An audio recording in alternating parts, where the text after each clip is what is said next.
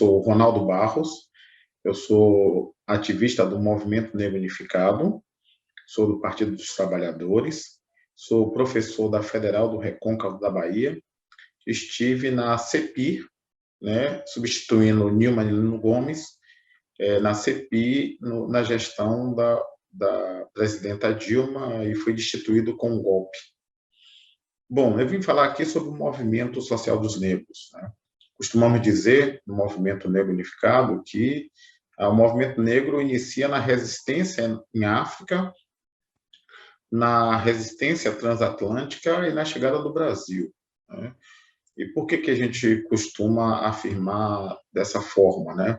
Porque nós entendemos que o racismo, ele compõe um sistema de dominação, né, fruto de um sistema escravista agroexportador que fundou o capitalismo moderno, como diz Marx, numa carta a Pavlov, né? Marx chama a atenção de que a escravidão negra, sobretudo a escravidão no Brasil, Marx escreve isso, né, é decorrente de um sistema agroexportador que fundou o capitalismo moderno. Então, o Estado brasileiro é fundado em sistema racista. O capitalismo mundial é fundado a partir do capitalismo racista. Por quê? Porque antes você tinha um sistema que era feudal e o argumento do capitalismo nascente era que você poderia trabalhar com o suor do seu próprio rosto e você teria uma liberdade em relação à servidão, então o capitalismo seria um avanço em relação à servidão. Mas por crises, inicialmente, do capitalismo nascente, mercantilista, ele abre mão, ele lança a mão de um recurso antigo, de uma escravidão antiga, cria um regime exclusivamente do povo negro no mundo, tentou alguns povos asiáticos, mas a mão de obra barata, qualificada, disponível, era a mão de obra do povo negro africano. E é isso que precisava o capitalismo nascente, sobretudo para levar esses trabalhadores que já dominavam esses produtos em África a desenvolver as chamadas colônias. Então, os estados foram fundados a partir do racismo.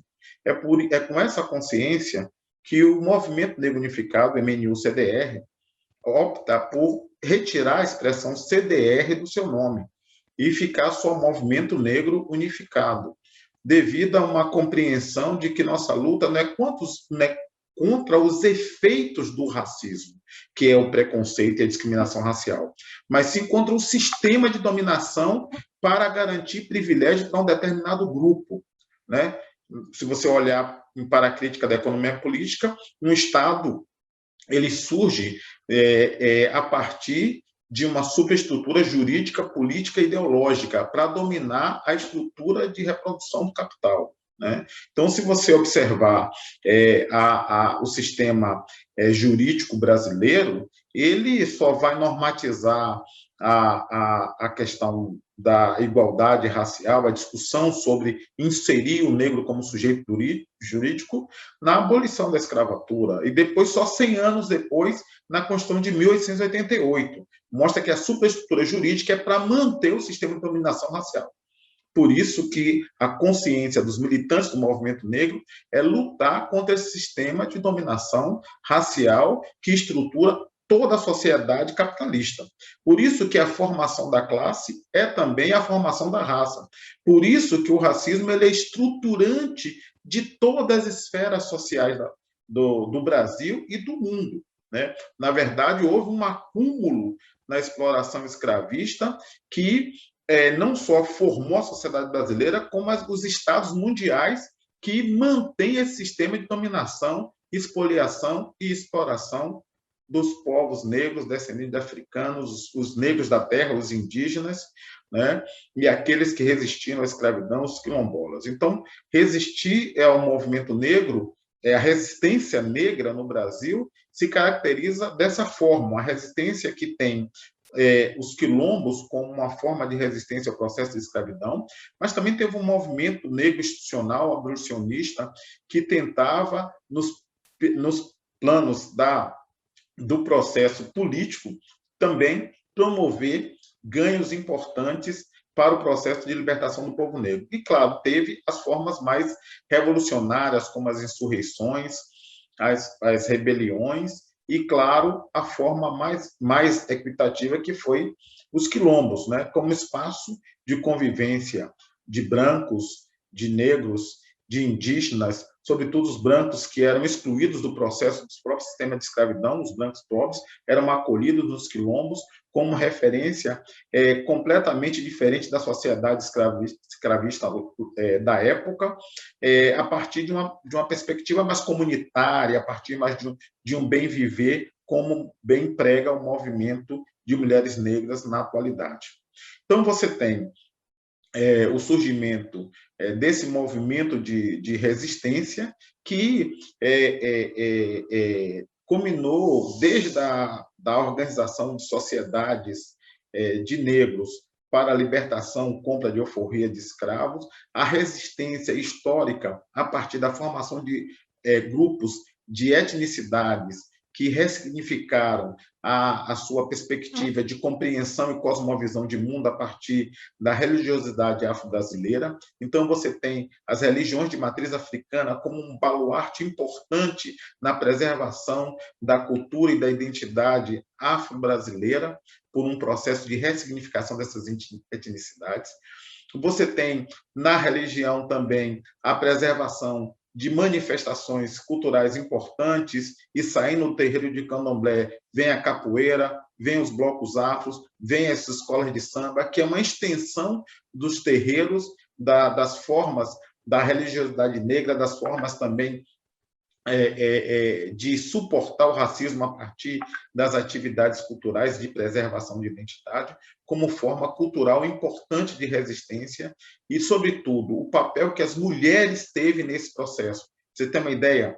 A gente costuma sentir falta de determinadas situações que correm risco de extinção, como, por exemplo, mico-leão dourado, alguns animais símbolos que o movimento ecológico acaba tendo para preservar determinado ambiente, mas você poderia imaginar que o samba de roda da Bahia poderia ser extinto se não fossem as mulheres negras do Recôncavo, que o samba poderia ser extinto se não fosse... E várias manifestações culturais se extinguiram ao longo do tempo por conta de que você não teve condições concretas de preservá-los. Então, a humanidade perdeu esse direito difuso, né? Perdeu diversas línguas que foram reconstruídas e ressignificadas a partir da formação desses quilombos, né? Você tem Helvécia, por exemplo, Helvétia, né, que é uma colônia suíça, uma mistura entre,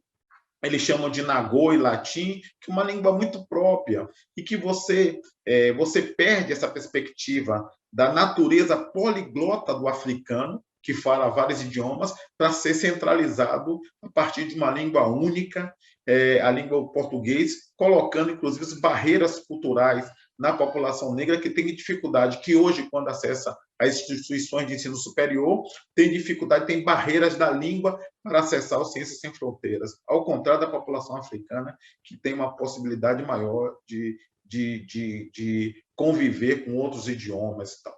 Então, nós temos como centro o enfrentamento do racismo estrutural, e por isso você precisa de políticas públicas de promoção de igualdade racial. Nós vivemos nos últimos anos, pelo menos nos últimos 13 a 15 anos, um conjunto de políticas de promoção de igualdade racial contra 500 anos de política de desigualdade racial. Dentre elas se destacam as políticas afirmativas, né? A lei 12.711, que está em avaliação agora, porque está completando 10 anos. Em 2000, mais 2 anos à frente, nós temos a avaliação também da lei 12.990, que institui cotas no serviço público federal, e essa lei se esgota, né? Então, o movimento negro precisa se mobilizar para nessa nova conjuntura. Essa conjuntura, diga-se de passagem, não é mais um movimento sindical nesse atual momento, não é um movimento estudantil, não é o movimento dos trabalhadores sem terra, mas sim um movimento negro que tem enfrentado o fascismo no mundo. É o movimento negro que, na conjuntura atual, também é baluarte de enfrentamento desse governo neofascista que se instalou no Brasil. Um governo que afirma que quilombolas são animais que só sabem comer e procriar, que indígenas não servem para nada. Então, esse governo que precisa ser enfrentado tem sido o foco de grandes mobilizações do movimento negro, sobretudo a face do movimento negro que tem predominado nos últimos anos, que é o movimento de mulheres negras. Esse sim, com o movimento de empoderamento das mulheres, pela luta pelo bem viver, pelas grandes marchas que tem feito nesse país, tem transformado substantivamente o cenário político do Brasil. Né? As mulheres são muito mais qualificadas que os homens, estão ocupando mais espaço nas universidades e, concretamente, como maioria, precisa ganhar mais espaço político. Nós tivemos, na última leva, uma ampliação bastante de vereadoras negras eleitas, sobretudo jovens negros eleitos, que dá uma dimensão importante de que a gente precisa transformar a nossa força social numa força política. É importante que a luta do movimento negro tenha essa perspectiva. Força social precisa ser transformada em força política, porque é através da política que você muda concretamente a estrutura da sociedade e consegue reverter os malefícios do racismo estrutural. Eu agradeço essa breve consideração e espero ver vocês em breve. Um abraço.